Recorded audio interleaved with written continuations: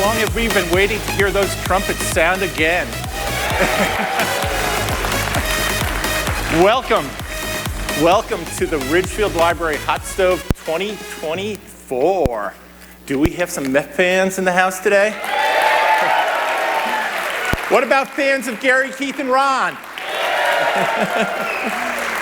Well, you're all in for a treat today. My name's David Yawn. I'm a member of the Ridgefield Library community, and I'm going to be your host this afternoon. And I know you all think you're here to talk about the Mets and SNY, and the upcoming season, maybe a little bit of Keith Hernandez. But you're actually here doing something else, and that's raising funds for a community icon, the Ridgefield Library.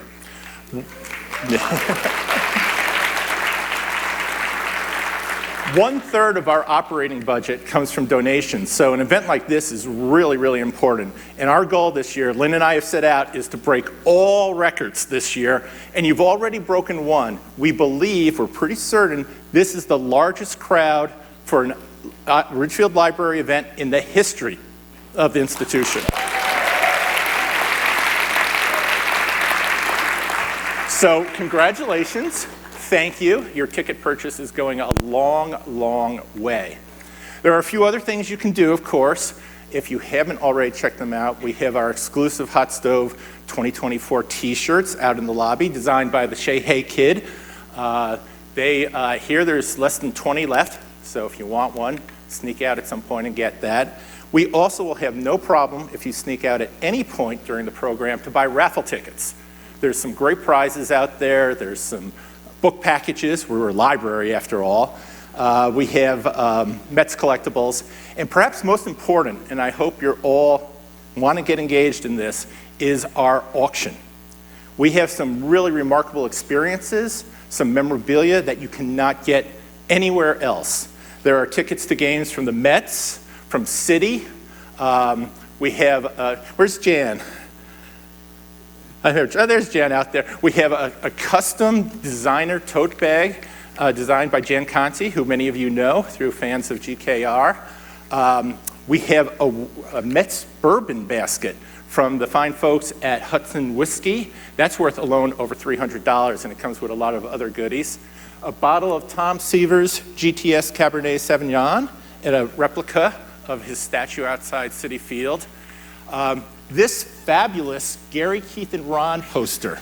It is signed by all three of the guys and Steve Gelbs. We got to hear it for Steve. Lynn tells me less than 20 of these were ever printed up, and only a handful at most were ever signed by the guys. So one of you is going to be leaving with a real rare collectible today. We have Lynn and Gary's box seats at Citi Field available with a visit to the SNY booth before the game. Now that's going to be a really great treat for someone. And we have an ultra rare collectible signed scorecard used by Keith Hernandez to call a Mets game last season. And you will not find that anywhere else. That is a Ridgefield Library Hot Stove exclusive. A little bit about our format. Gary and I have agreed to a couple topics that we're going to talk about up here on stage. We're going to take tons of questions from the audience here. The program will last about 90 minutes. At 2:30, Gary will pull the raffle tickets, and we'll find out who won those packages, and then we'll announce the results of the auction. And then Gary's graciously agreed to stay behind and sign autographs and pose for photos up here on stage. We have special commemorative certificates that are suitable for signing, suitable for framing, that we'll have up here on stage. And if you can't stay, if you have to leave, don't worry. Gary pre-signed about 100, 150 of them. We'll have those available in the lobby for people as they leave. Two other things. If you want to meet up with other Mets fans after the event, we highly recommend you go to 850 Wood-Fired Restaurant. They are the official host of our after event. There you can buy hot food, cold drinks, and 10% of the proceeds are going to the library this afternoon. So that's a great benefit for the library. Yeah. Let's hear it for 850. If you prefer sweets and ice cream, we recommend Deborah Ann's Sweet Shop here on Main Street in Ridgefield. And Deborah Ann's given us a special little treat for all of you as you leave today. So you'll get a chance to check out her sweets for sure. I guess it's time to get the star of the show out here. This is a man with this crowd, needs no introduction. He is the best play-by-play announcer in all professional sports, and he's the newest member of the Mets Hall of Fame. Let's hear it for Gary Cohen.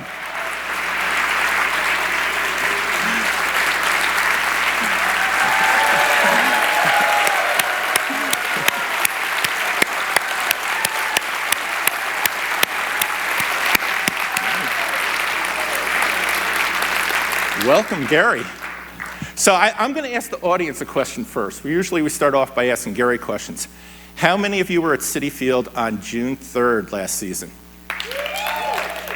Good crowd. We had a big crowd there. And the biggest smile, as we saw during that video earlier, was on Lynn's face. In the entire stadium, there's 43,000 people, and no one had a bigger smile that afternoon than Lynn. Yeah, Gary, we all know you're humble about these sort of things, but congratulations on being inducted into the Mets Hall of Fame. Thank you. And you've had plenty of time to reflect now on what it means. What is it like to be enshrined with the people that you grew up admiring and working with and following for all this time? It was a completely out-of-body experience. It felt like it was happening to somebody else. I mean, I still go back to being a kid standing in line at 11 years old at 4 o'clock in the morning to get seats for the Mets-Braves National League Championship Series game, sitting in row R of section 48 at Shea Stadium with a much better view of the visitors' bullpen than of the field. That's me, and that's who I grew up being. And the fact that there are only a few dozen people in the Mets Hall of Fame and that I'm one of them is still incomprehensible. I can't wrap my brain around that. I try to show up for work every day and do a good job, like everybody else does, and it's a fun job and it's a public job, and I hope to do it well every day, and I have great fear of failure, which causes me to continue to work as hard as I can at preparing and being ready. And the fact that that work is acknowledged at that level just is flabbergasting to me. That's amazing. So this is, if I got the math right, your 36th year we're going into? This will be the 36th year. I haven't started it yet. Mind-boggling. I had to count so many times on this hand just to get there. So is it true that your first day on the job was spring training, March 2nd, 1989? Did anything interesting happen? Anything involving anyone we know? It was just an average day in Mets camp, and I arrived for my first day in spring training about a week before my first spring training game, and it just so happened that was photo day in Mets camp, and there might have been a few hard feelings exchanged between numbers 17 and 18, and nobody's ever really firmly established why, but yeah, that was my introduction to the Mets. First day, basically the first hour in camp. So that's, it kind of set the tone. The Mets are always interesting, right? And it's that old Chinese curse, may you live in interesting times. Well, we experience interesting times every year. No doubt about that. Now, you're heading down to spring training this week? I leave Tuesday. Our first game is a week from today, so next Saturday. Wow. So what's going to be your routine, over the 5 days prior to the game? Do you get to talk with a lot of the players and coaches and get some insights into what they're thinking about? Yeah, I mean, it's mostly a getting to know you thing. Obviously, there are a lot of new people. Coaches, managers, players. There are always new people to meet, but it's also renewing acquaintances with the people who have been there and know who I am, and you're just trying to find some insights, establish some relationships, and get your season started. Is it any different than the access that you have during the season? Or how do you keep that connection going so that you, all three of you are on top of what the players are thinking, what the coaches are thinking, what the managers are thinking? Yeah, that's changed over the years. There used to be a lot more access during the season. It's really been trimmed back, and that's just not just the Mets, but across baseball. We used to have hours in the clubhouse if we wanted to, and could stand right behind the batting cage during batting practice and talk to people. And there's a lot less than that than there used to be. There's usually about a 45-minute window for us to be in the clubhouse and talk to people we want to talk to. Unfortunately, the way modern stadiums are now built, the players have lots of other places to be other than the actual clubhouse that we're allowed into. So yeah, there's a lot less interaction than there used to be. You can still get what you need to get, but there's less hanging around and having small talk, and that I think is unfortunate, because I think to me the most important thing to convey about players in the course of our broadcasts is not what his exit velocity is, or his launch angle, or his fielding independent pitching. I mean, those are all nice illustrative statistical facts. But over the course of the 30-odd years that I've been doing this, I have never had a fan come up to me and say, I'd like to hear more statistics. There's a small percentage of the population that believes that advanced statistics should be more of a part of our broadcast, and I get it. I get that decisions are made by front offices based on things that we can't necessarily see, but they can, and I get that. But most of it is so complicated that many people listening would be turned off by it. What I hear all the time from fans is, what's David Wright really like? Yeah. Right? What do you think about Francisco Lindor? Which is your favorite hair color of his?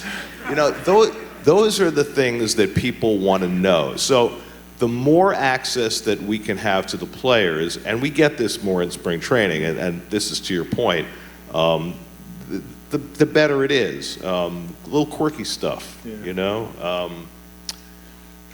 like Drew Smith changed his number for the second straight year, right? He went from 40 to 62, from 62 to 40 because Jose Quintana won at 62. And then he went from 40 to 33 this year because Luis Severino likes 40. So what was the compensation? What did he get in return?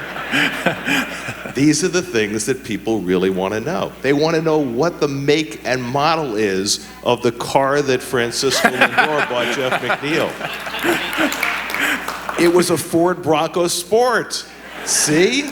So now, these are the things that people actually want to know. And these are the things that you pick up just in the course of casual conversation with players. Are there players over the years that you found particularly engaging or on this team? I think most players have something interesting to say. You and I were talking about this backstage. Unfortunately, I have never become at all proficient in Spanish, which which takes away a lot of the opportunity to talk to some players. To their enormous credit, there are a lot of players who grew up with Spanish who have learned English since coming to the States. I mean, Lindor didn't speak English till he was 12. Francisco Alvarez has become very proficient in English just over the last 2 years since we first met him.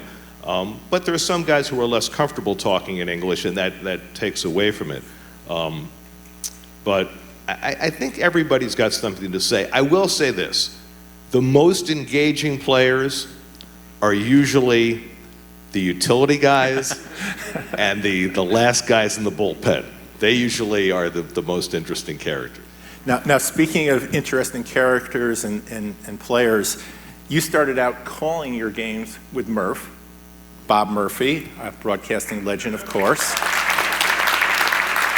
Next week, are you breaking in a different Murph? Yes, there's nothing like a Murph in the booth, and Daniel Murphy will be joining us for a couple of games next week, and I'm very, very happy about that. Murph always was a guy. First of all, he's got a fantastic voice for media, but he's also a very insightful guy who sees things and can explain baseball in different ways. And he had the experience of being a good player, and then he had the experience of being a great player, and then he had the experience of trying to come back last year when his body had betrayed him, and he made an effort to get back to the majors. So I think he's got a lot to say, and I'm really looking forward to having him in for a couple of games. I don't know, and I think he doesn't know what the future might hold with that. He's got little kids, and he's very happy being at home right now. But I think he's got the chops to be good at this if he wants to try it. Well, it's good to see him back in the Mets fold. I think, as you mentioned, you mentioned earlier while you were backstage and during your Hall of Fame speech, with Steve and Alex really just making this effort to bring, I guess led by Jay, this effort to bring back the alumni and engage them and have them involved in meeting with the fans and so forth. It's all very positive. I was wondering, we've talked a lot over the years. This is our fourth hot stove. Wow. It's amazing. Talk about crowd size. This is double the size of the first one, so it's getting larger every year. And we've talked a lot about various aspects of your broadcasting career. One thing that I've wondered about, which I don't think we've talked about, is when you're on the road.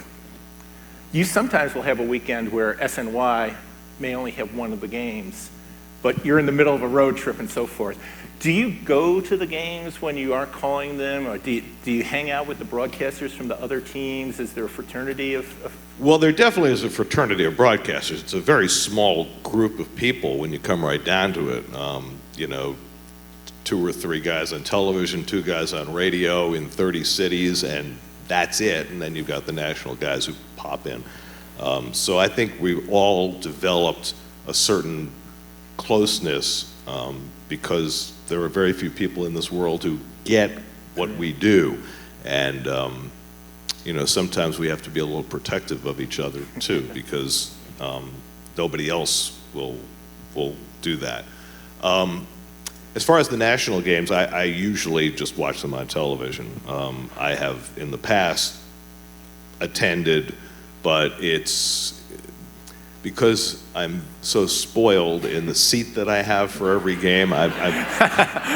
I'm used to seeing the game from a certain perspective, and it's easier for me to absorb what I'm watching on television than from some seat out in left field. I'm going to ask one last question, then we're going to open it up for the audience to ask some questions. I mentioned this in the backstage when we were talking. One of our guests out there, I wouldn't recognize him, but one of our guests sent me some clips this week of you calling Olympics hockey, which somehow I didn't know that you called 3 different gold medal games over the course of your career in hockey. You hear these clips, and compared to the pace of a Mets game, the speed at which he's saying these Czechoslovakian names and so forth. Do you miss doing hockey? I know you love doing basketball. Well, basketball is my passion, and I do that now. I got very fortunate. Here's what happened. I started with the Mets in 1989, and at the time, CBS Radio used to do national radio games of the week on Saturday. They'd do an afternoon game and a night game, random games from around the country. And I developed a friendship with Jim Hunter, who was doing some of the games for CBS Radio at the time. And I said to Jim, is it possible to get involved in that? And so Jim set up a meeting for me with Frank Murphy, who was the head of CBS Radio Sports, who was the nicest man in the world, the best boss in history. This is, how some bosses are aloof and some bosses are irascible. Frank Murphy was the nicest boss. He would always tell you what a great job you were doing. Anyway, so I arranged to have lunch with Frank Murphy to try and find out about doing these Saturday CBS radio baseball games. This was 1991, a couple of years after I started with the Mets. And we chatted and we got to know each other and we're talking about baseball. And at one point during this conversation, Frank goes, "Did you ever do hockey?" And I said, "Well, yeah, I've done a lot of hockey." Well, at the time, I had done 2 half seasons of Providence College hockey, and I had done 2 high school playoff hockey games in Vermont. I'd probably done 20 hockey games in my life. But of course I said, I'm an enormous hockey fan. I love doing hockey. It's my favorite sport to announce. And so he just casually said, "Well, you know, we're looking for a play-by-play guy for our Olympic coverage in February in France." I said, "Sign me up." At the time, the NHL players didn't play in the Olympics, so all the actual hockey announcers, you know, the guys who do the NHL games, they were tied up in February. That was back when, you know, the amateurs were playing. And sure enough, Frank hired me to do the Olympics in Albertville. And the U.S. made a pretty good run. They got to the quarterfinals. We did all their games, and then we did the gold medal game. What was interesting about that experience was on television, CBS and Turner were each doing some of the games, right? Either CBS would do a game or Turner would do the game. And the color man for the CBS games was John Davidson, and the color man for the TBS games was Bill Clement. And so CBS Radio made an arrangement that if Turner was doing the game, we'd get John Davidson as our color man, which was fantastic. And if CBS was doing the game, we'd get Bill Clement. Well, we get to the quarterfinals, and the U.S. is playing France, I think, and all of a sudden Turner and CBS decide they both want to do the game. So we had no color man, so I actually did that game by myself with all of 20 hockey games in my life under my belt. And God bless him, John Davidson, who was just a sweetheart, he realized the plight that I was in, trying to call hockey on the radio without a break. And there are many fewer commercial breaks in Olympic hockey than in the NHL, so it's pretty straining. And JD came over and filled time between periods with me, which he had no obligation to do at all, and I've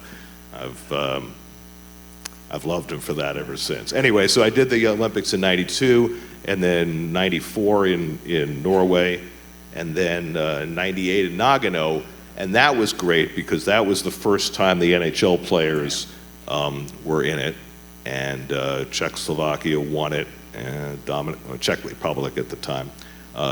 Dominik Hasek shut out Sweden in the final game. It was also the first Olympics for the women's hockey, and I got to do the gold medal game for that with the U.S. and Canada, which was fantastic. By the next Olympics, CBS Radio realized, hey, the NHL players are in it. We can have any announcer we want who's actually done hockey, and that was the end of my tenure. Well, when baseball comes back in 2028, maybe we'll hold out some hope for some Olympic calling from there. We're going to turn up the house lights. We're going to take just a quick pause here. I'll remind you that raffle tickets are still available. If you're wondering what some of the raffle packages are, we have 3 different book packages, a great Mets history book from Sports Illustrated, a signed autobiography from Cleon Jones, which is really a fascinating read. I mean, his story growing up, but even after, in the last 10, 15 years, things he's done in his hometown is remarkable. And Ed Kranepohl's book is in that package. We have a couple packages from SNY. Have you read Ed's book? I have not read Ed's yet. I would recommend it highly. Okay. He's got some things to say. Okay, it's out there. I'm not going to give it away, but there's one iconic figure in this town that he is not very kind to. Okay? Oh, now, I can't wait to read it now.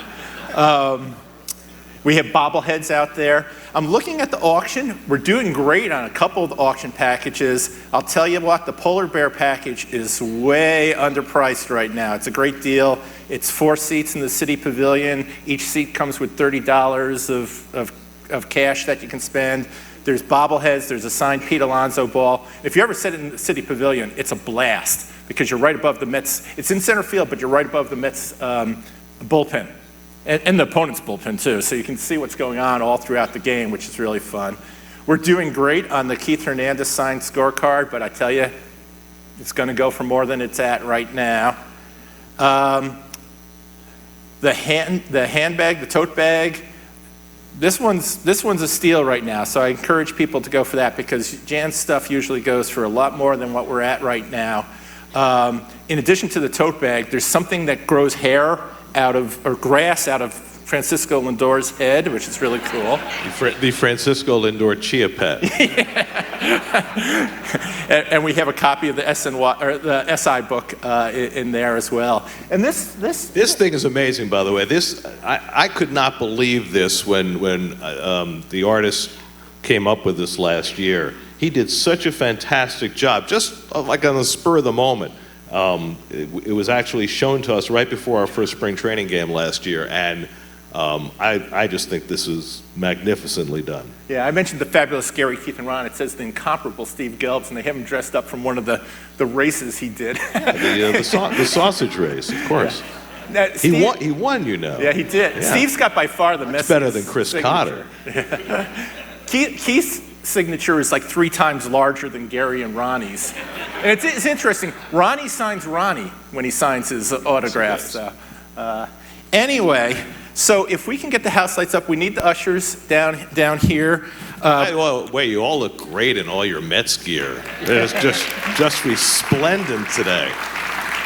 Saw some kids in full uniform today. Where are they? Oh, where are they? There they are. Yep.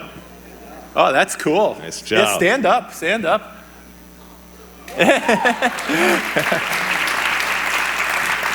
I will tell you, kids are going to get preferential treatment if you have questions. So if you have questions, you might have to raise your hands a little higher, but... it's not WFAN. They let kids talk. Yeah. So we have folks in the aisle with microphones. Raise your hand. I will call on you. Unfortunately, it's just the lower level that can do it. And as I said, young fans will get priority. I'm going to go to this guy over here in about the 5th row. I'm sorry. We'll go to you next. You had that mic. It was in your hand. Yeah. You were Thanks. ready to go. Gary, thank you for all these years on TV and radio and everything. I mean, you're the reason I watch these games when they're getting completely killed. I mean, let's face it, they'll probably get killed again this year, but at least we got you guys, you know? So my question is, the Mets have been around for like almost your whole life. Say the Dodgers and Giants made a deal and stayed in New York. You think you'd be like a Giants fan, a Dodger fan, a Yankee fan, or a fan of a completely different other team if the Mets didn't exist to this day? Well, the best I can do is this. My mother was a Giants fan, and her father was a Giants fan. In fact, I said this in my Hall of Fame speech. My mother stayed a Giants fan until 1972 when Willie Mays became a Met, and then she finally transferred her loyalties to the Mets. But I would guess, given that lineage, although my father was a Yankee fan, I would guess that Of course, right? But my mother's love of the Giants, I would guess I would have been a Giants fan. That would... Now, I'm sorry I missed you on the first call. It's all good. Keith grew up in San Francisco, and he wasn't even a Giants fan. He was a Cardinals fan growing up in San Francisco. Hi, Gary. I'm Terry. Hi, Terry. Hi. I married a Mets fan in 1993. We've been together a long time. 1993, 103 lost season. Yeah. You were the biggest victory that year. That's the reference point for every year, I'm sure, what the Mets record was. You and I have been together a long time. I raised a Met fan. The kid didn't have a choice. I'm wondering, please, I ran into your fairy godmother in the parking lot. She asked me to tell you she has her Wayback Machine with her. She's going to meet you in it when we're done. She wants to know you can go to any Mets moment, player, or game in history. Where should she set the dials? See, I would take it to 1999. I loved that year. I started with the Mets in 1989, which followed the greatest 5-year span in Mets history, from 84 to 88. 84 was the year that they came out of the wilderness and won 90, and 85 they won 98, 86 was 86, 87 they faltered a bit, but 88 they were back in the postseason. It's the greatest 5-year history in Mets history. I arrived the next year in 89 to the Keith and Darrell fight, and for the next 10 years, the Mets didn't make the postseason. I didn't take it personally, but there were some who made the connection. So 1999 was, to me, just a magical year. They had so many thrilling wins throughout the season. 5-run comeback against Kurt Schilling in the bottom of the ninth. The last weekend of the season, they were 2 games out of a playoff spot with 3 games to go, and swept the Pirates in crazy fashion. Walk-off wild pitch in the last game, forced the 1-game playoff in Cincinnati that Al Leiter pitched the shutout. Todd Pratt's home run to beat the Diamondbacks, coming from 3-1 down against the 3-0 down against the Braves to force a Game 6.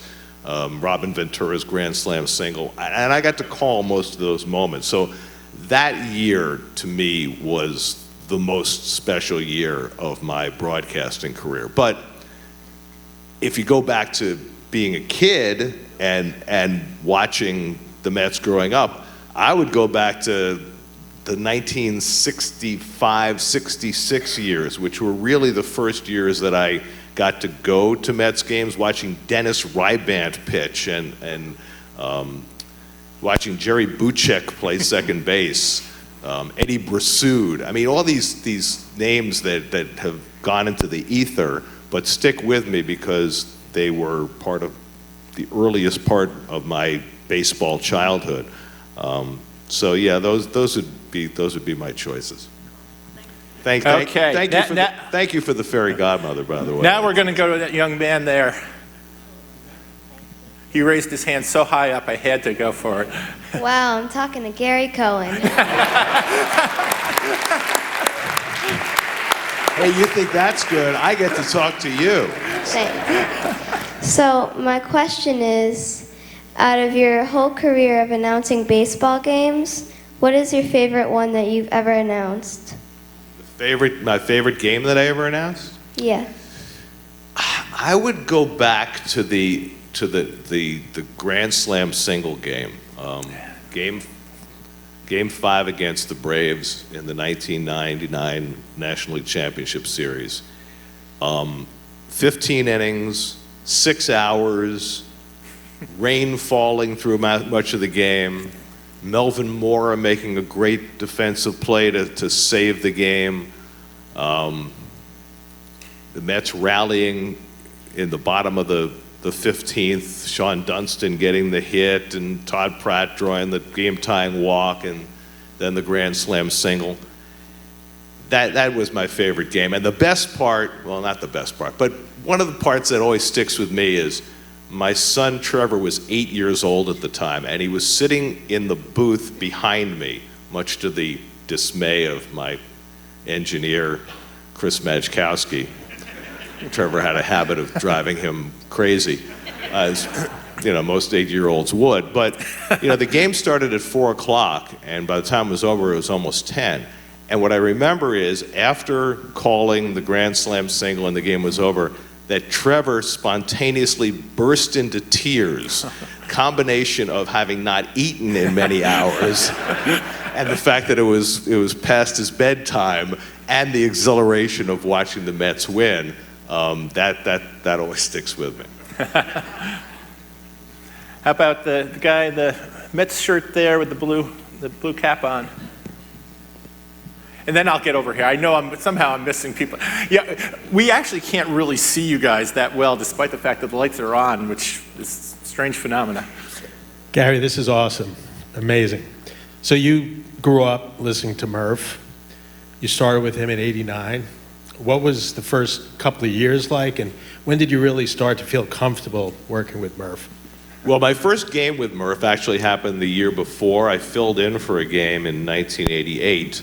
The story about that is pretty interesting. Gary Thorne was Murph's partner for 4 years, and he also that year started doing the New Jersey Devils because hockey was his first love. And the Devils had been terrible up until that point, but that year they made the playoffs.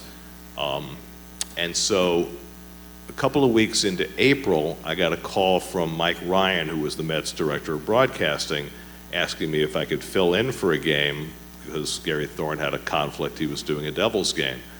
And I was doing minor league baseball at the time with the Pawtucket Red Sox. And I was obviously incredibly excited, and I went into my boss in Pawtucket and I said, I got a call from Mike Ryan with the New York Mets. I'm going to get to fill in for a game on April, whatever it was. And my boss said, we have a game that night. You can't go. And I said, what? You're always talking about developing players and sending them to the big leagues. Here you got your announcer, he's got a chance for a big league game. He said, no, we owe it to our sponsors. You can't miss the game. So I had to call Mike Ryan back and say, I'm sorry, Mr. Ryan, but I can't do the game. And if anything else comes up, please let me know. I'm really quite sorry. And I was devastated. But Mike, to his credit, he said, well, if the Devils make the next round, there's going to be another conflict coming up on May 4th. And in those days, the AAA baseball schedule had, over the course of 5 months, maybe 3 off days. I mean, they played like 144 games in 147 days. May 4th, for the Pawtucket Red Sox, was an off day. But first, the Devils had to get into the next round. So I am sitting in my apartment in Stoughton, Massachusetts, with the radio tuned to Game 6 of the Devils series to try and get them into the next round, and the signal's fading in and out, and in and out. And I'm just beside myself. Fortunately, the Devils won the game. Gary Thorne had a conflict May 4th. I got to do the Mets and the Houston Astros that night. Sid Fernandez pitched. Howard Johnson had a home run. Tim Tuffle had a home run. Mets won at 8-0. That was my first game working with Murph. And the most wonderful thing happened before the game started. Murph comes on. He introduces me. He throws it to me for the starting lineups, and I do the starting lineups, and then I froze. I didn't know what to do. I should have just kept on talking and setting the scene, but I panicked. And Murph, to his everlasting credit, reached out his hand, patted my hand, and just took it from there. And then everything was fine. I wasn't nervous at all after that. But that was my introduction to Bob Murphy. Murph and I were very different.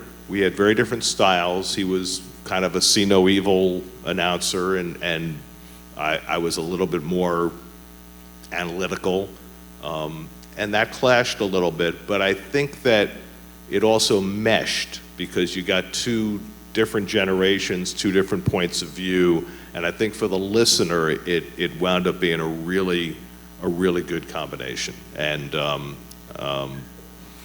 I learned, it's funny, the first few years working with Murph, I didn't realize until I worked with him how much of his style and phraseology had rubbed off on me.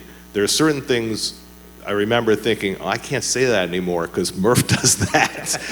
And So, but nobody was better in the late moments of a close game. He could rivet you to your seat and get you leaning forward in anticipation of every pitch. He was a master at that. Now, how can I have overlooked Marie? Ms. Met. Gary, 1986, sixth game of the World Series. Where were you watching it? Because I'm sure you were. And what was your reaction? And also, Scully called the game, and he had a great line, but he was very subdued, and I just don't see you being subdued on a game like that. Well, I was sitting on my couch in Norfolk, Virginia, watching by myself, and I think I probably jumped up, hit the ceiling, and screamed at the top of my lungs. But it's interesting that you say that about being subdued and me telling you that I screamed at the top of my lungs. People have asked me over the years, how do you balance being a fan of the team with doing your job? And it's very simple. I think that I channel my fandom through my calls. And, there's an air of professionalism that you have to maintain most of the time. Sometimes I break free of those bonds. But, you listen to Murph's call of that ground ball, and, he kept it together. Mets win. They win.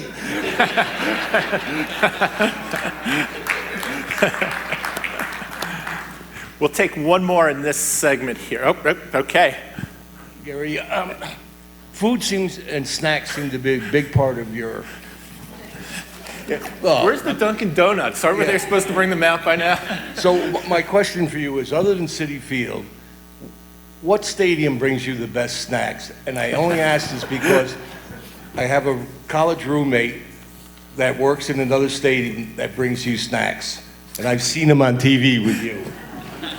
Okay, so here's truth in advertising. I don't eat many of the snacks that they bring to our booth. I'm trying to live a nice long life, and I'm working really hard at it.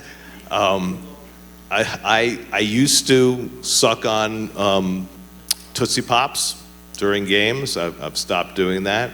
Now I just drink my diluted cold brew coffee and eat my apple and try to be satisfied with that. But I will tell you this, back in my snack eating days, the greatest smell in sports comes from the concession stand at the stadium in San Francisco where they make the garlic fries. Oh, yeah. Those are good. The garlic fries at Oracle Park are phenomenal, but they come with a caveat. If you have the garlic fries, you have to make sure that everybody else with you eats the garlic fries. Because otherwise, nobody who's in your party with you is going to want to be around you for the rest of the game. I will add one parenthetical. There was one snack that I did eat, and I will eat again when we go back there this year. I haven't been back there in years. And that is the toasted grasshoppers in Seattle. They are fantastic and a great source of protein. Well, on that note, we're going to turn the lights back down. We're going to have 3 more segments where people are going to be able to ask questions, so there'll be plenty more time. And this is the first time in the history of the Hot Stove where someone hasn't stolen the next set of questions that I'm going to ask. So I'm greatly relieved now that I can transition without having to rewrite things on the spot. So I want to talk a little bit about, last time we did this, I listed all the managerial changes, all the GM changes, all the coaching changes that had happened just in the 3 years between Hot Stoves. We skipped a year because of COVID. Again, for the 4th time in the history of the Hot Stove, we have a new manager and a new GM, which I guess, goes back to that Chinese proverb you were talking about.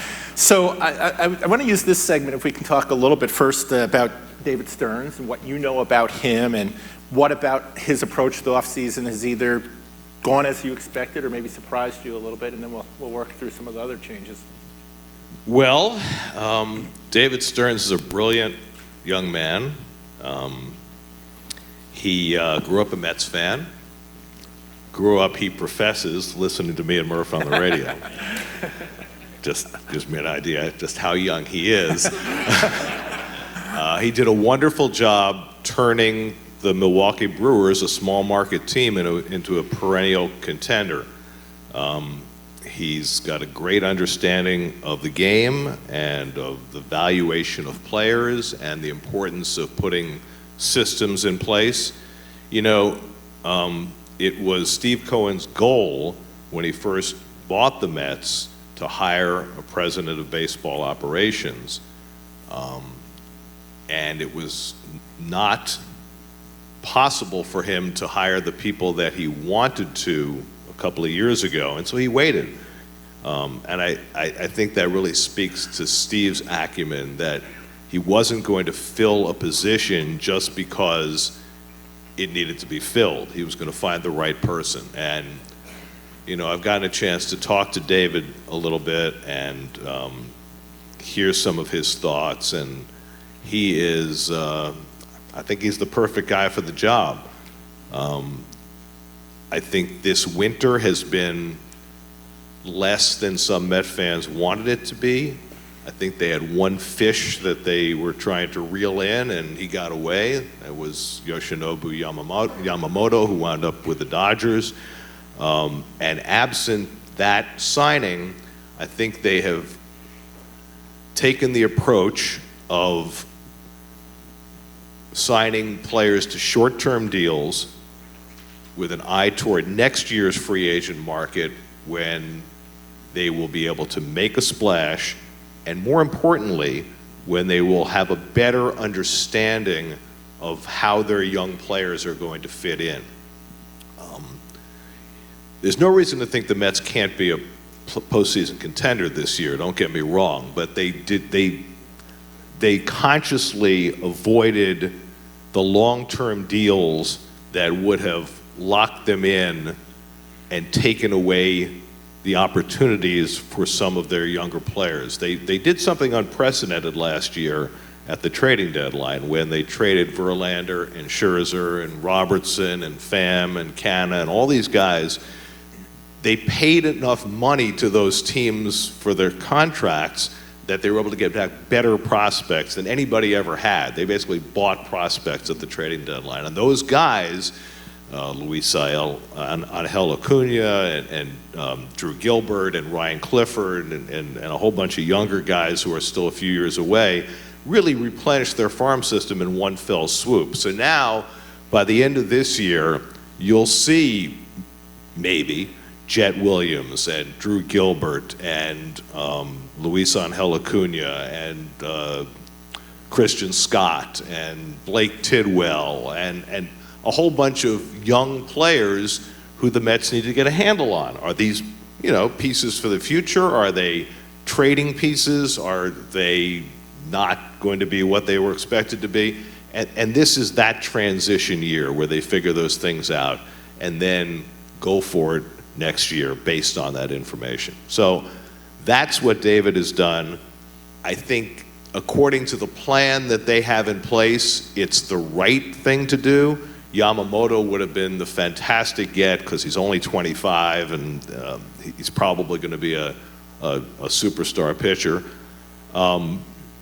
But absent that, there wasn't another piece appetizing in that way. Now, all that having been said, you know, there are a lot of free agents still out there, Blake Snell and Cody Bellinger and J.D. Martinez. There are a lot of pieces that if those guys don't get what they're looking for on long-term deals, might decide to take a one-year deal somewhere to try and prove themselves again and go back into the free agent market next year.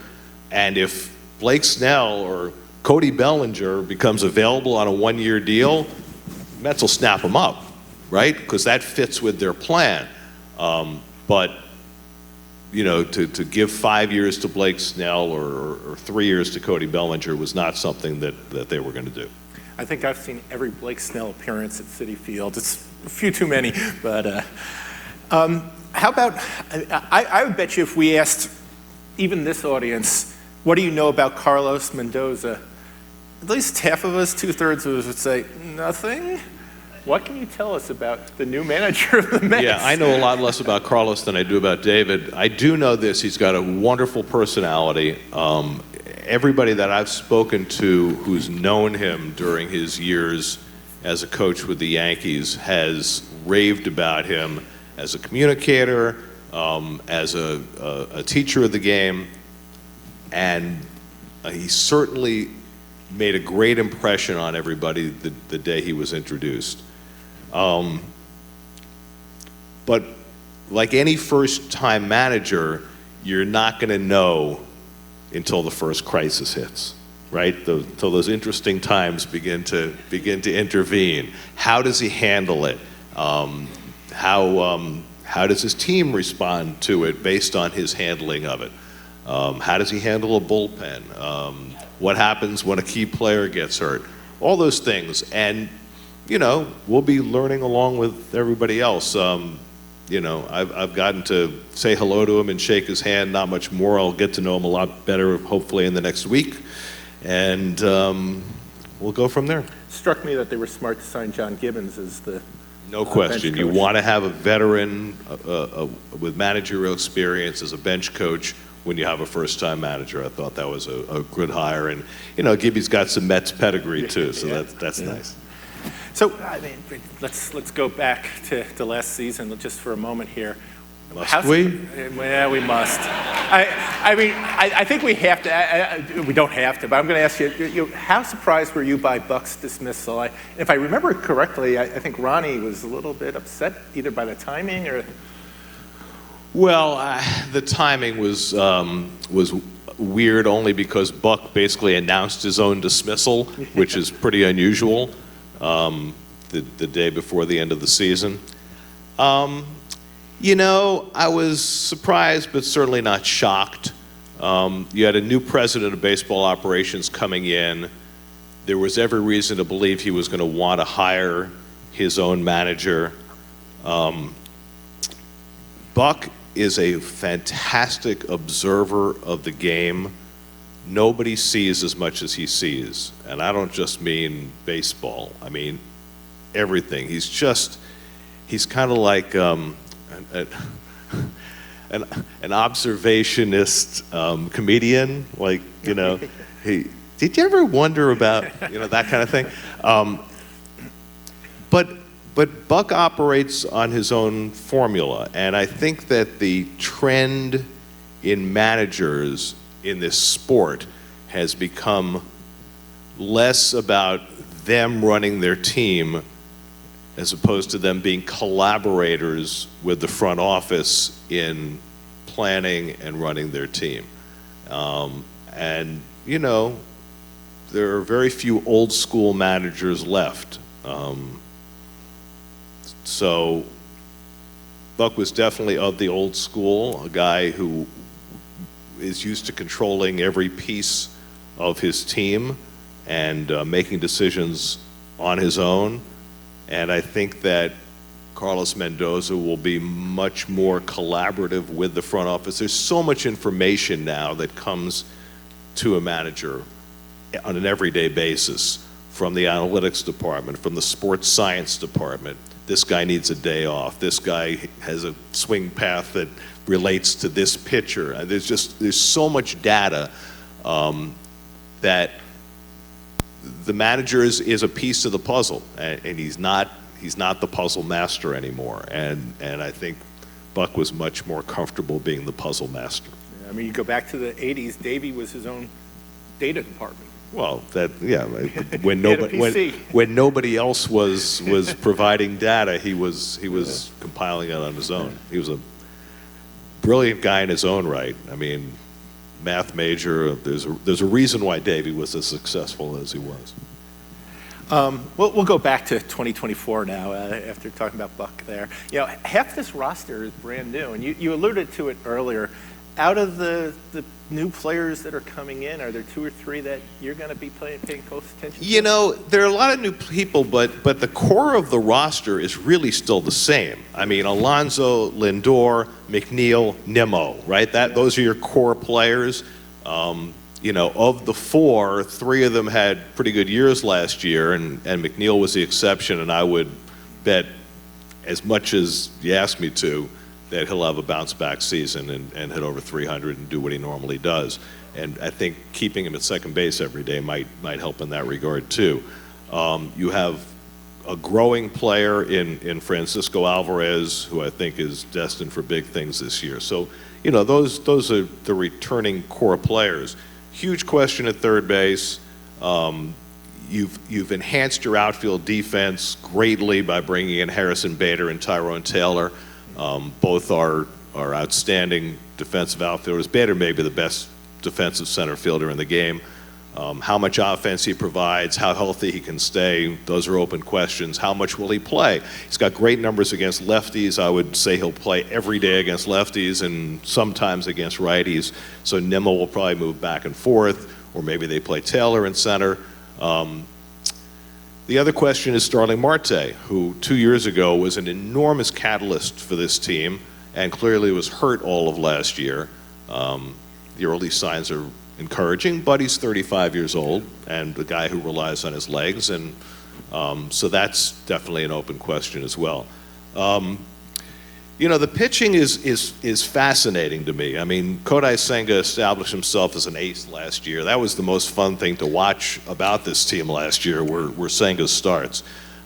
He went from being a guy who was a little unsure of himself, new culture, different baseball, not quite sure whether throwing the ball in the strike zone would be advantageous against major league hitters.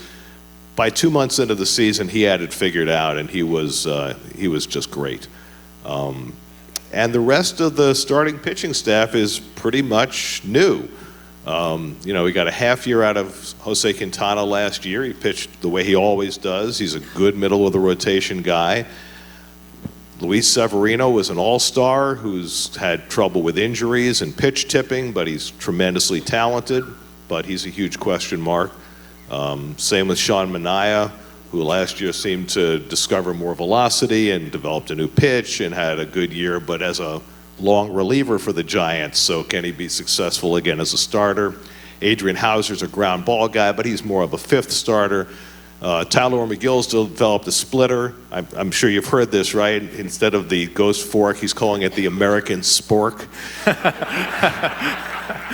See if that works out for him. You know, Joey Lucchesi came up and provided them with some great starts in spot roles last year. Unfortunately, David Peterson is hurt right now, coming back from hip surgery, so he's going to miss the first couple of months. But they do have some depth. And in the bullpen, I mean, you get Edwin Diaz back after not having him at all last year. And the fact that it was not his arm that he hurt, but his knee, I think is certainly encouraging for him to bounce back, if not to the heights that he reached in 2022, at least some high percentage of that, which is great. And they've developed more depth in the bullpen behind him. So, you know, the moves that they made weren't splashy ones, but I think they definitely improved the defense and they definitely improved the depth. But so much is going to depend on Marte's health. Do Beatty or Vientos break out? Does Alvarez take the next step forward? You know, Severino find his way, which he's certainly capable of. I mean, at his best, he's a number one starter. But last year he was hurt and bad, so who knows? But these are those of the road acquisitions that you make, hoping that if you bring in enough people that you hit on a certain percentage of them, and that makes your team go. We're going to turn the lights back up, and Gary and I are going to get a little exercise right now. I don't know if I gave Gary enough sufficient warning here. Didn't bring my track shoes. Yeah, but we have 4 of the T-shirts up here on stage. I think Gary signed them earlier in the week, which is a struggle. Did he? I don't know if he did or not. You know, I couldn't have done this last year because I was coming off rotator cuff surgery, but now I'm fully healed. So we're going to do a T-shirt toss and get 4 of these. Yeah, this one's signed right here. I can see this. I'm aiming for the upper deck. We'll let Gary throw out first.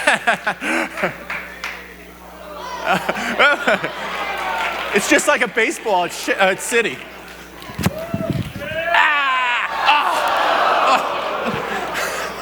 Now the pressure's really going to be on the next one.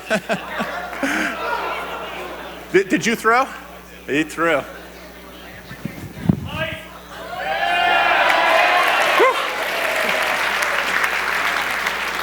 And these are less aerodynamic, but we're going to try to throw some teddy bears out there.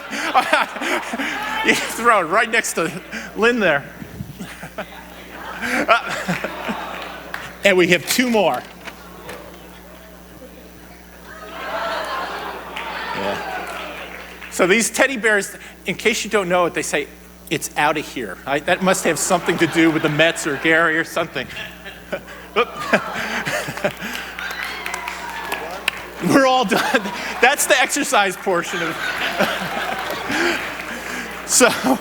So a healthy reminder, you still have time to buy raffle tickets. You have about 20 more minutes to buy raffle tickets. The auction's going for 30 more minutes, and we've got some good bids in there, but if you want some of those things, you've got to keep on top of it. We're going to do some questions for the next 10 minutes or so. There was some back there that mic up. Is it? Okay. Hi, Gary. My name's Gabby. It's my 4th year going to this, and it's actually my 4th question. So thank you for answering all my questions each year. So I'm 16 years old. I've been a Mets fan my whole life. I went to my first game when I was 6 months old at Shea Stadium. So my question for you is, do you think I'm ever going to see a World Series win in my lifetime? See, now the better question is if I'm going to see a World Series. You've got a much better shot. Here's what I would say to that. Our guy has the most money. At some point, that is going to pay dividends. So my answer to you is yes. At some point, you will see a World Series. I will tell you this.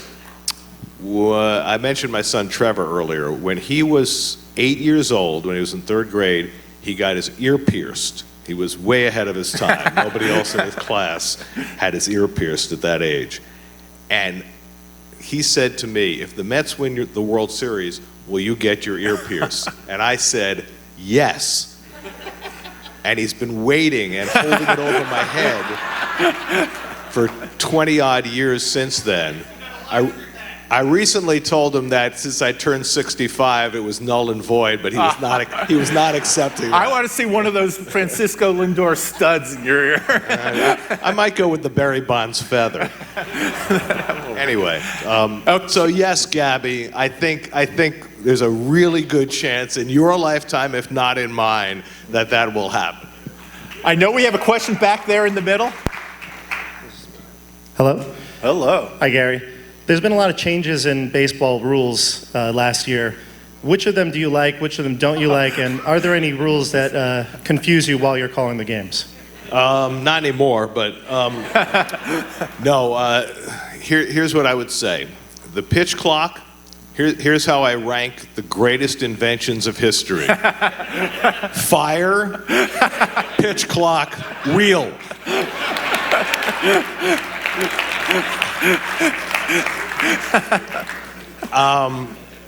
Seriously, from my personal standpoint, forget about the good of the game. It's great for the game. But from my personal standpoint, I don't think I realized just how debilitating the pace of the game had been. But I look at it this way. Every night, we were having to fill 30 minutes of time when nothing was happening and create magic out of thin air. Well, I have to tell you that the mental strain of that half an hour a day of creating something out of nothing really took its toll. And what I found last year is that by the time we got to August, when I was usually completely worn out, I wasn't. And I credit the pitch clock with that. It's made the game so much more watchable. The best part about it is not when the game is close or early in the game. It's when it's 10-1 in the sixth inning. And you go to the reliever who hasn't pitched in 2 weeks and is really trying to make an impression, and he's taking a minute between pitches, and it's 10-1 in the sixth inning. That's when you want to just shoot yourself. Now that doesn't happen anymore, and that's the best piece of that. The other rules, I like. The best part about the no shift rule is that you don't have that guy playing 30 feet out into right field. That just made a mockery of the game. The fact that all four infielders have to stand on the dirt, to me, is the biggest part of that. It's made the game look the right way again and made what should be base hits become base hits again. The bigger bases really haven't changed much, but the adjunct to the pitch clock rule is the 2 times throw over, 3rd time's a balk rule, which has certainly loosened up base stealing.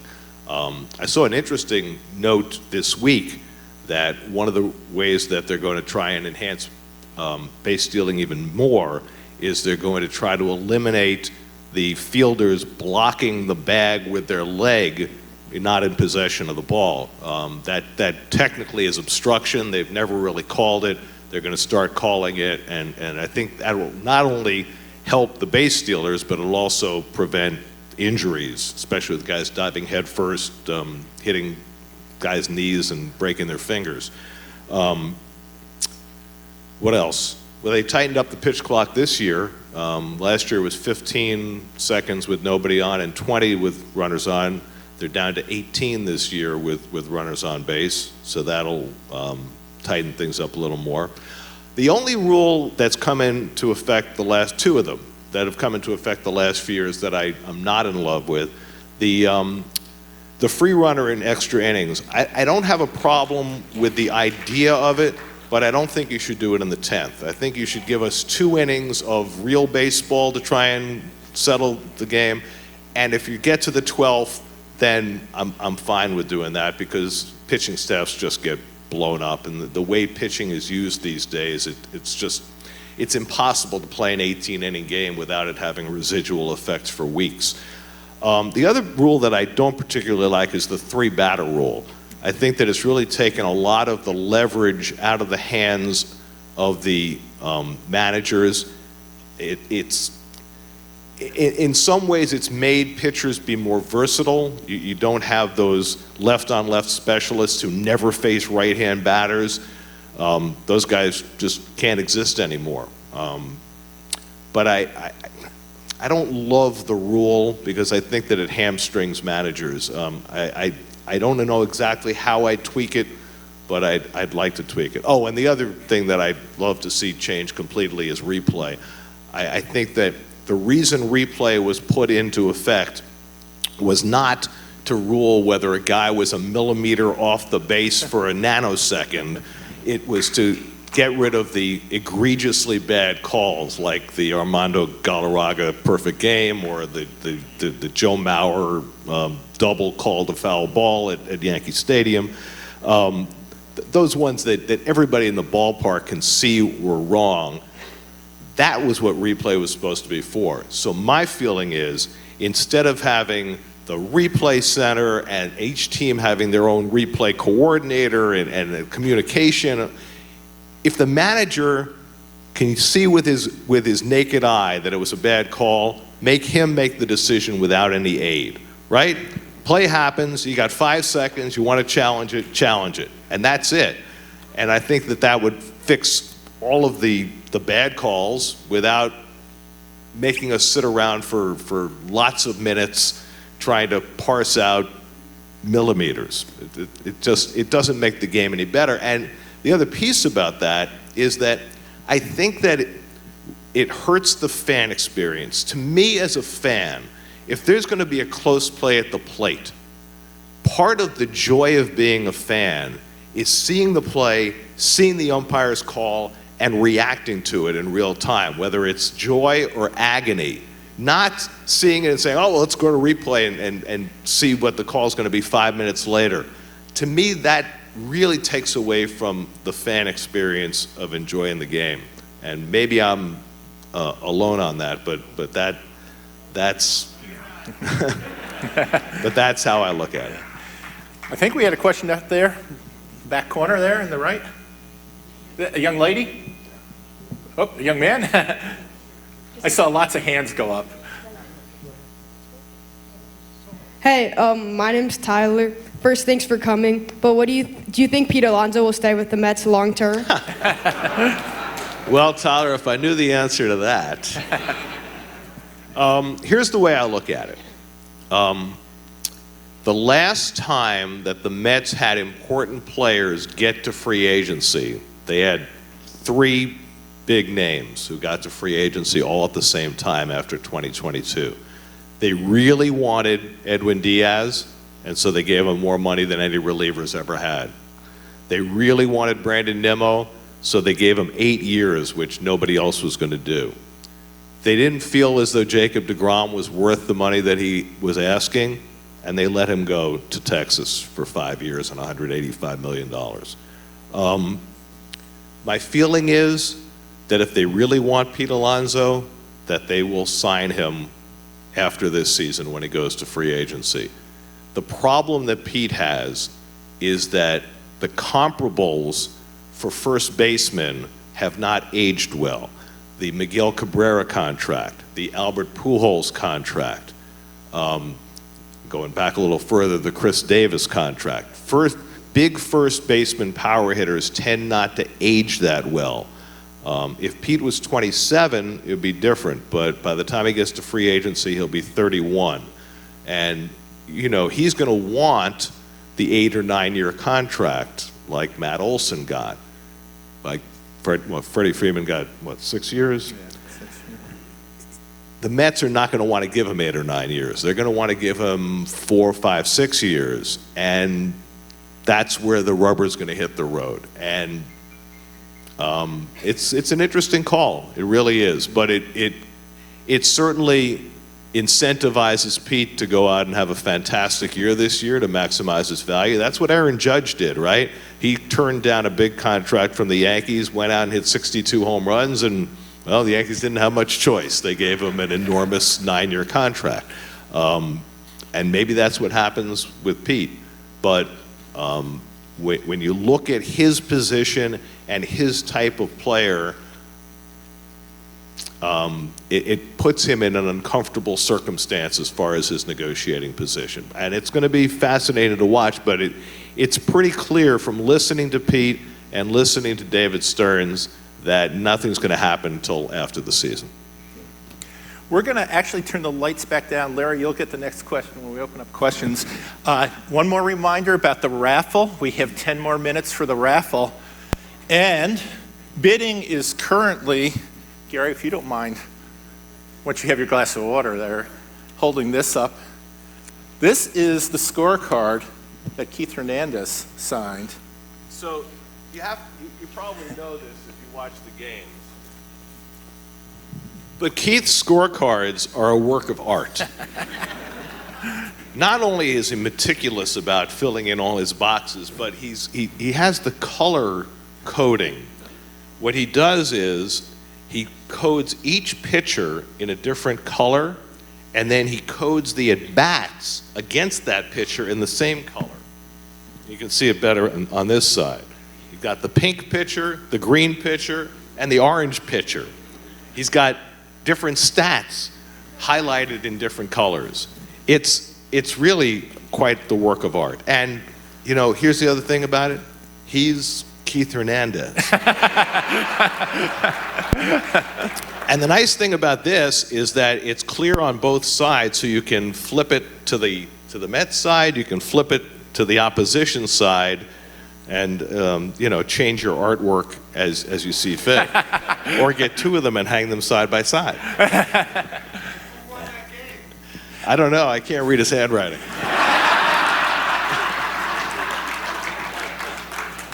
The Pirates won this one. But it's very special. So you have 10 more minutes for the raffle. You have 20 more minutes or 19 more minutes for doing the auction. So, and bids look pretty good right now. I think we'd get a little bit more for Keith's scorecard. I think we'd get a little more for Gary and Lynn's tickets.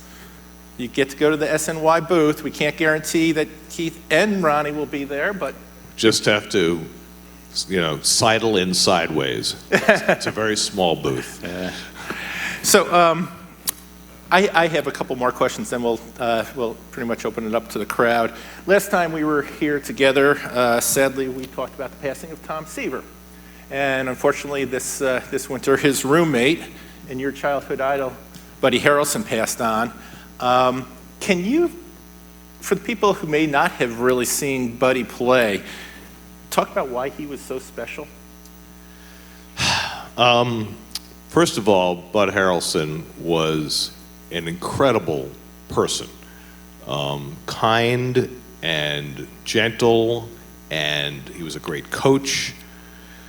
And that's how I got to know him. But when I was a kid, he was the classic underdog, right? He was 5'10", 5'11", maybe 150 pounds. Just a skinny guy who made the most incredible plays at shortstop. Throwing his body all over the place, great arm, fundamentally sound. He'd get a hit every now and again, and he actually hit a few home runs in his career. Seaver hit more than him, though, right? I'm sorry? Seaver hit more than him, I think. I think Buddy had 7. Seaver had 6. So. One of them was inside the park. But he was, I don't know, it's interesting because I'm looking at the Mets young players today, and I'm looking at Jet Williams, who's 5'6", and Luis Angel Acuna, who's 5'8", and Drew Gilbert, who's 5'9", and in some ways they kind of remind me of Buddy. But he was my guy. I mean, I had friends, big Tom Seaver fans, big Cleon Jones fans, big Tommy Agee fans, but Buddy was always my guy. And listening to Ronnie and Keith talk about him as a coach, just a great teacher of infield skills. And, he had a whole second career after he left the Mets as owner and for a while manager of the Long Island Ducks, and was very present there in bringing minor league baseball to Long Island. And, he, in some ways, he was lost to us a few years ago because he was battling Alzheimer's. But there was a certain spark in the man, even in his later years. He was just a wonderful, wonderful person, and very sad to have lost him. Yeah, indeed. Moving to happier news, the Mets are retiring. We all think we, right? And the Mets is our pronoun with the Mets is we, right? We are retiring Doc and Daryl's numbers this year.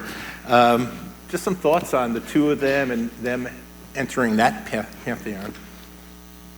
Well, in different circumstances, this would have happened a long time ago. And I say that as a member of the Mets Hall of Fame committee. We get a voice in these things.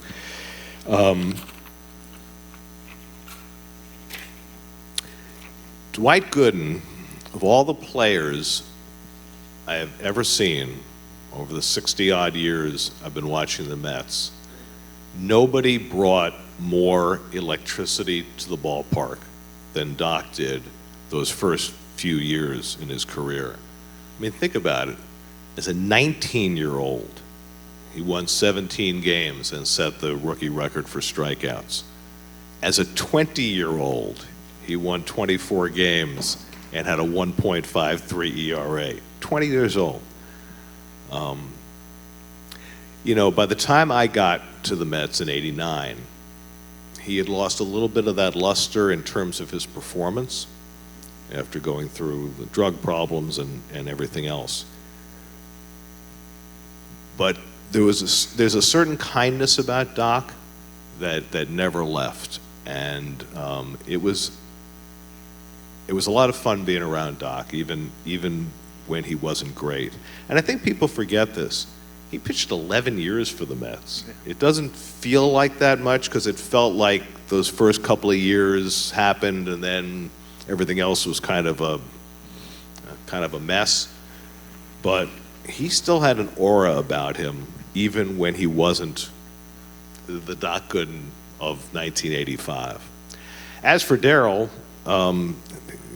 for a long time until Pete Alonso came along, he was the greatest power hitter in Mets history. But he was also more than that, and I think a lot of what plagued Darryl was the expectation that he was going to be a first ballot Hall of Famer, what they call him the next Ted Williams. That's a lot to put on a kid. First overall pick in the draft, called up at a time when the Mets were not very good, a lot put on his shoulders in a hurry, and Darryl had his demons too. But you didn't want to miss his at-bats. I mean, he can hit him to the moon, and he could run like the wind, and when he cared to, he was a pretty good right fielder, too. So I think it's a no-brainer that the Mets are retiring 16 and 18. And honestly, if circumstances were different, it would have been 15 years ago that this would have happened. I got a chance to talk with Darryl last summer, and it's great to see he's in such a good place. And I think that's been the concern so many of us have always had about the two of them, just some of the troubles, but Darryl seemed to be in a great place. And he tells, if you get a chance to talk to him, he tells about that pressure. And a kid grew up in L.A., had never even, he jokingly says, I never heard of New York before. And then all of a sudden, I'm in high school and I get called by the principal to be told I'm the #1 draft pick in the Major League Baseball. So remarkable pressure that he was under. The last question, I think it's the last question I'm going to ask. The London series, good for the game? Are you guys going? I am not. I have not been invited. I'd love to go just to have some fish and chips, but no, the games will be one's on ESPN, one's on Fox. So, so listen to the radio. I don't think Howie's going either, but Keith Radd and Pat McCarthy will be there. So, yeah. So I think, we played. The Mets played the first games. Major League games in Mexico in '96, down in Monterrey. They played the Padres. We talk about that as the Ken Caminetti MVP series.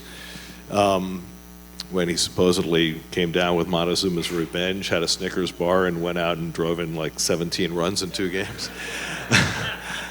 And in fact, I was doing the games on the radio there, and you familiar with the song by Wall of Voodoo? Mexican Radio? Mexican Radio? Absolutely. Chris Majkowski played that as our intro to the series. So we did that, and then we played the first Major League games in Japan, regular season games in 2000. When Benny Agbayani hit the grand slam in the 10th inning in the second game. And I got to eat a lot of dried octopus, which was the best thing they had at the concession stands.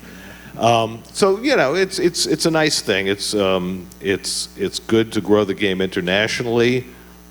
We've seen such a great influx of players from different countries, not just the Dominican Republic and Venezuela, but Australia and Peru and Nicaragua and all sorts of other places that haven't typically produced players. And I think the more you grow the game and can get some of the better athletes from other countries to buy into playing baseball, I think that's a great thing. Great. I actually was going to do a lightning round of questions with Gary, but we're running a couple minutes behind. But I'm going to pull off 2 of those questions just for quick answers. Best Ramones album? Rocket to Russia. I go for Road to Ruin, but yeah, Hard to argue. Hard to argue between those 2. This one's going to really cause tension. 1, favorite dog breed?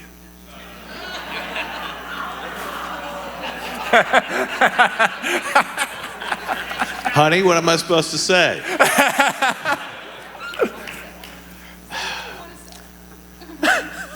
Okay, it's a 2-part answer. The best dog breed is the Great Dane. The best dog is my Basset Hound. Now, if we were doing the speed round, I wouldn't have let him get away with that answer, but that one's a good answer there. All the questions speed round were sort of like this. Now, I do have 2 prompts. If someone wanted to get hot pizza after today's hot stove. Oh, that would be at 850. 850 wood-fired pizza. And if they were thinking... I recommend their white clam pizza, by the way. It's really good. The 850 is really good, too, the spicy one. Now, if they wanted to get ice cream, is there some place on Main? Deborah Ann's. And not just ice cream, but some of the best chocolates. Their chocolate truffles are out of this world. This makes me realize how fluidly they work the plugs into the broadcast, because I had no fluid way of doing this here. So we're going to turn up the lights once more. Just, raffle is closed. Okay, we'll go back there in a moment. Right now, on the 2 big prizes in the auction, we haven't moved on Gary and Lynn's seats, and we haven't moved on Keith. They're both at $1,600. I think we can do better. Lynn thinks we can get $2,000. Are we going to disappoint Lynn? Are we going to disappoint Gary? Are we going to disappoint the library? Let's keep on bidding on those. And think we can get $2,000? I would keep it going as long as you can. Yeah, we'll keep those going. But and there's some other good deals out there. The polar bear package is cheap. We're close to $1,000 on this one. Can we get $25 more from someone? We'll hit $1,000 on this one. But you have 10 more minutes, so you got the QR codes and can go to those. So Larry, I promised you a question. Thanks, David. So you've taken my question every year as well, so I appreciate that. In your opinion, as a lifelong fan, who is the biggest Cooperstown snub of all the Mets that have played? Say that again. Who is the biggest snub at Cooperstown of all the Mets? Who didn't make the Hall of Fame? Who should have made the Hall of Fame? Well, that's a good question. Now that Gil Hodges is in, that takes care of that.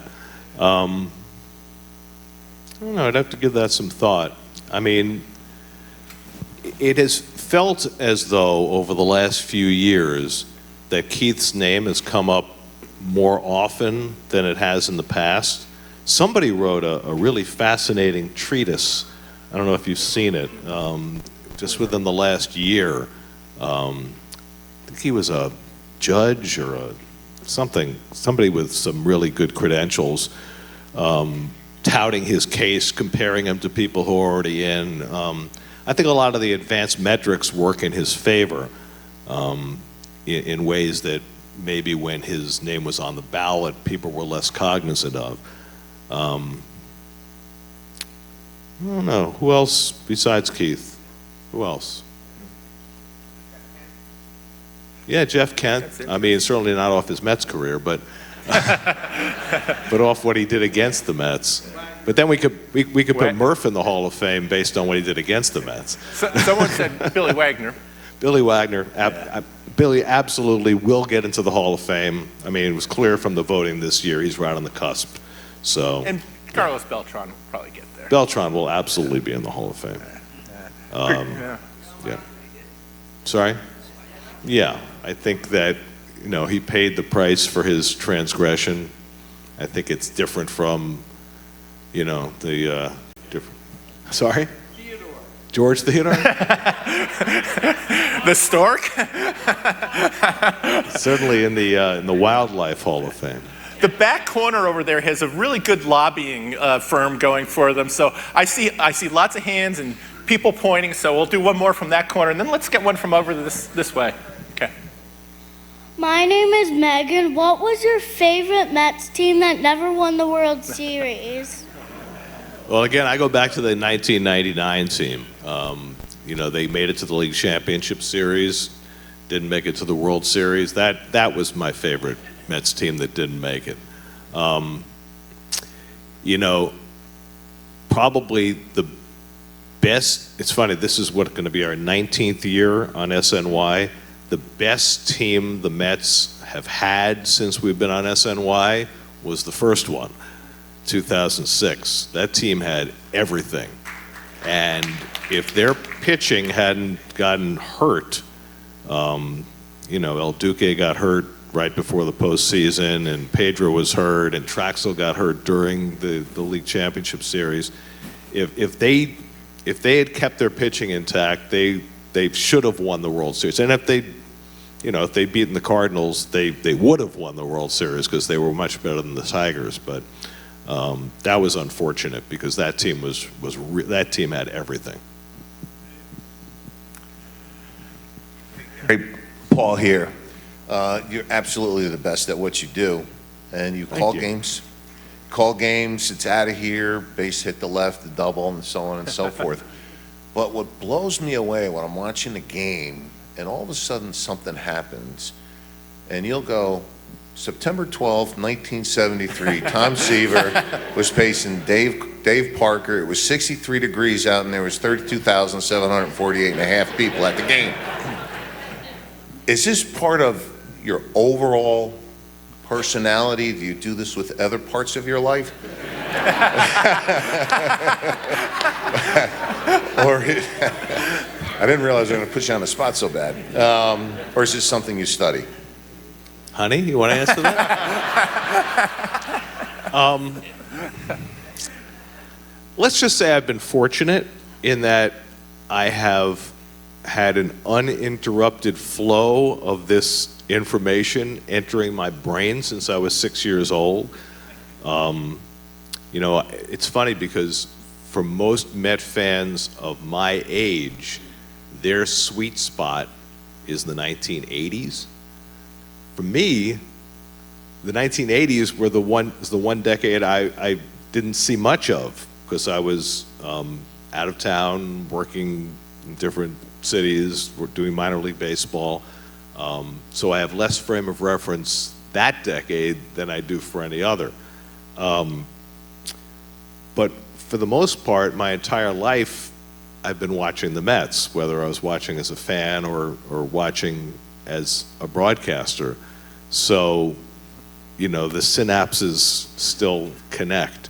There are many other areas in my life where I have no recollection of what happened yesterday, much less 40 years ago. So we're going to have time for one more question. You have 90 seconds more to bid. Lynn and Gary's tickets are at $1,650. The scorecard's still at $1,600, so I think that's a good deal. It's less than what it went for the last time. Remember, it's two-sided. Two-sided. And it's Keith Hernandez. So one last question right here in the middle. Gary, this is the second year of the new schedule, and I want to know what you think of it. I miss the days when they played the Phillies 18 games a year, but now they just go all over the place once. I am with you. To me, interleague play should have been reduced, not increased. I think interleague play is great when it's the Mets and the Yankees, and I think every team should play their natural rival, and there should be more games against your division, and for that matter, there should be more games against the teams in the other divisions in the National League. It's ridiculous that we visit Chicago once or go to LA once, and I don't understand it. I understand the concept They're trying to give everybody the same schedule. And the notion is that all the stars will come to your ballpark every 2 years. That's great, but what makes baseball special is rivalries and the fact that in a 3-game series, you may not even see the other team's best pitcher, right? You don't get a feel for a team until you've watched them over the course of several weeks and several series. I think it's a basic misunderstanding of the baseball experience by the people who run baseball, but you know what? They did such a good job with the pitch clock. I'll give them a pass on the schedule. The other thing about the schedule is that it's created more travel, and the last thing players need is more things that make them tired. This is a very long season. It's 162 games in 180 days, and the last thing that you want is it to be like the NBA where they sit guys out for games because they're too tired to finish the schedule. That's an indication that the schedule is too long, and to create more travel as opposed to less is ridiculous. So, you know. So thank you very much. Now, the program is over, but the after party starts now here. So I've got to do a couple things. I got to thank our donors and partners, the Mets, City, SNY, Deborah Ann's Sweet Shop, 850 Wood-Fired Restaurant, Sean Keller and Shehey Kidd, Hudson Whiskey, Triumph Books, Donna Drimmer from Matt at LIC, and Jan Conti. We want to thank the great staff here at the Ridgefield Playhouse, including our ushers and the sound crew. The Ridgefield Library staff, they're all over the place here. They work their tails off to make this happen. The amount of work, the complexity with 400 people coming to this thing, and Brenda McKinley, who's the library director, Jane Lindenberg, who's the head of development, Jen Mulhern, who is the superstar, her first ever hot stove, pulled this all together. And so many others. I apologize, I don't have the list of everyone else from the library who worked here. I have to thank my wife for giving up the bottle of the GTS wine, Julie. She'll be helping us out in a minute. Our daughter, Jill, who's been taking photographs at this for years now. We will be posting them. The library will have a Flickr page, and you'll be able to download photos. And of course, this would be impossible without Mama Lynn Cohen and our guest of honor, Gary Cohen. Thank you for helping make this happen. And Gary, we can't wait to hear you call games again. Well, thanks. I'll be doing that in a week. So Sounds I'm looking great. forward to it. Thanks, everybody, for coming today. This was really wonderful. You've been a fantastic audience.